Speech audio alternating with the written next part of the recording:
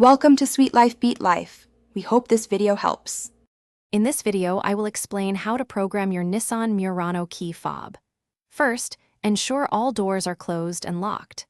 Next, insert and remove your key from the ignition at least 6 times within 10 seconds. You'll know you've entered programming mode when the hazard lights flash twice. Then, insert the key back into the ignition. Now that you're in programming mode, turn the ignition to the accessory position. Immediately press any button on the key fob you wish to program. The hazard lights will flash once to confirm successful programming of that remote.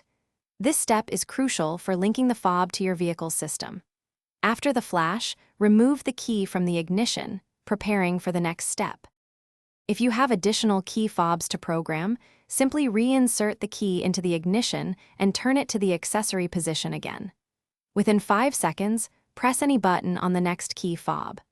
The hazard lights will flash once more, confirming its addition. You can repeat this process for up to 4 total remotes. To exit programming mode, simply open any door of your vehicle. This action signals the system to finalize the process.